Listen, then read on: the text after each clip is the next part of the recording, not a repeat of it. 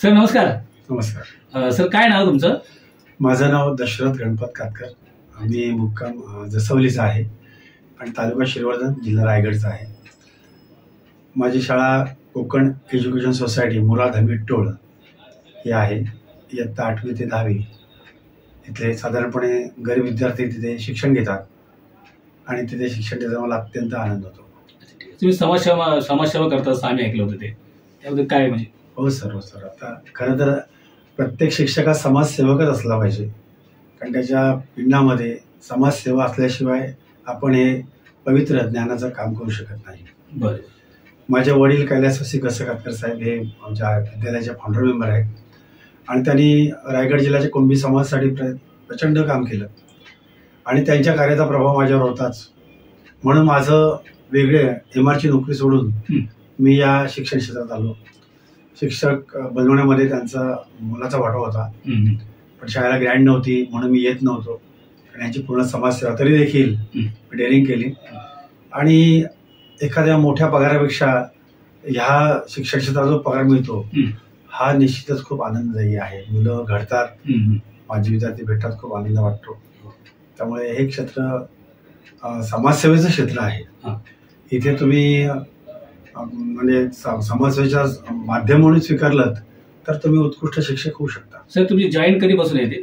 मी 1998ला या शाळेत जॉईन झालो आणि संस्थेने माझं काम बघून मला या शाळेत कायम ठेवायचं ठरवलं, कारण की त्यांना खात्री वाटली हा शिक्षक जो आहे हा मुळापासूनच विद्यार्थ्यांना खूप लाडका झालाय, आवडता झालाय आणि माझं ते थोडं जन्मभूमी कर्मभूमी एकच झाली आणि मी जॉईन पण तिथेच झालो आणि आता मे महिन्यामध्ये रिटायर्ड पण तिथेच होणार. असा एकमेव शिक्षक असेल की ज्याला माझी एका शाळेत 27 वर्ष झाली. अच्छा, ठीक आहे. आणि ते मोठी शाळा करताना फार आनंद. शिक्षण किती सर? माझं शिक्षण मी BSc नंतर BEd केलं चिपळूण सावर्डा येथे. BSc BEd आहे मी. सर तुम्हाला शिक्षक आदर्श पुरस्कार रायगड जिल्ह्यात कोणत्या वर्षी मिळाले? मला साधारणपणे म्हणजे ह्या रायगड जिल्हा परिषदेतर्फे 5 सप्टेंबर म्हणजे शिक्षक दिन हा पुरस्कार दिला जातो. मानाचा पुरस्कार 5 सप्टेंबर सर. 5 सप्टेंबर शिक्षक दिन आहे. वर्ष 2015ला पुरस्कार मिळाला. ज्याची सेवा 15 वर्ष झालेली आहे तो या पुरस्कारासाठी पात्र ठरतो. अच्छा, म्हणजे पात्रता आहे असं. म्हणजे रायगड जिल्हा आदर्श शिक्षक पुरस्कार म्हणून तुम्हाला ते सन्मानित करण्यात? हो सर. 2015ला सर. अच्छा सर, तुमचं सर आता पुढचं काय म्हणजे रिटायरमेंटच्या नंतर काय? हा सर, आता मला ऍक्च्युली शिक्षण क्षेत्रात काम करताना आपण फक्त पोर्शन शिकवा, अभ्यासक्रम पूर्ण करा, 10वीच्या SSC जे निकाल आहे त्याच्यावर जास्तीत फोकस करा, हे सगळं मी आता 27 वर्ष करत होतो. परंतु या व्यतिरिक्त देखील या क्षेत्रामध्ये काम करण्याच्या अनेक संधी आहेत. त्या मला संधी आता ज्या आहेत माझ्या डोक्यामध्ये जे विचार आहेत ते मला पुढे न्यायचे आहेत.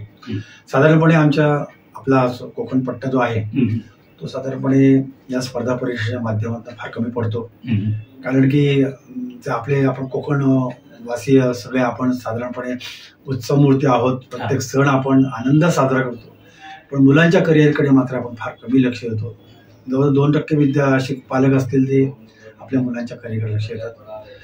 नंतर मग जे काही मुलं घडतात ते प्रामाणिक असतात, कारण आपला कोकणचा पिंड जो आहे, कोकणची माणसं साधे भोळे, हृदयाचं यांची भरली शहाळी, असे गोड असा कोकणी माणूस आहे. तर विद्यार्थ्यांमध्ये प्रचंड शारीरिक क्षमता आहे, बौद्धिक क्षमता आहे, पण ती कुठेतरी वेगळ्या ठिकाणी वापरली जाते.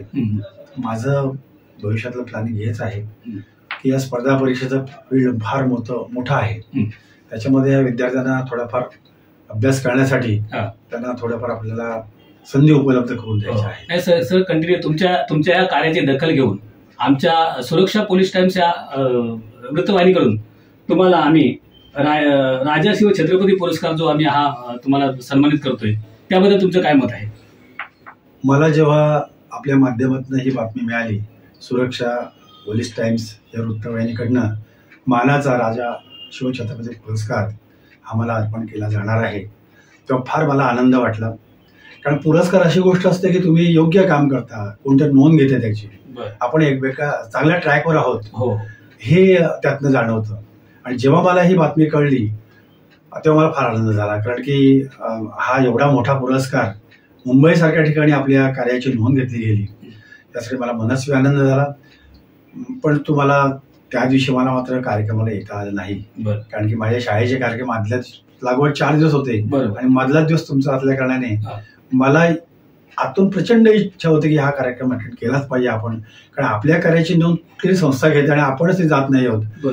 पण पहिल्यांदा माझा ब्रीदवाक्य हेच आहे, पहिली माझी शाळा, नंतर कुटुंब, नंतर मी. त्यामुळे मला मी शाळेला प्रथम प्राधान्य देतो आणि त्याच्यामुळे शाळेच्या उपक्रमाने थांबलो. आणि हा जो पुरस्कार आहे तो मिळाला, नक्कीच समाजामध्ये माझे पण मान आणखी उंचावणार आहे, कार्य करण्याला आणखी मला पूर्णपणे स्फूर्ती मिळणार आहे, प्रेरणा मिळणार आहे. कारण पुरस्कार मिळतात तेव्हा आणखी आपल्याला स्फूर्ती मिळते, प्रेरणा मिळते, समाजामध्ये वावरताना वेगळा मान मिळतो. आणि आपला जो सुरक्षा पोलीस टाइम्स आहे ही वृत्तवाहिनी तळागाळातल्या लोकांसाठी काम करते, हे कुठेतरी ऐकलं होतं मी, चांगलं वाटलं. आणि ह्या संस्थेने माझी कुठेतरी कार्याची नोंद घेतली म्हणून मला अत्यंत आनंद झाला. धन्यवाद.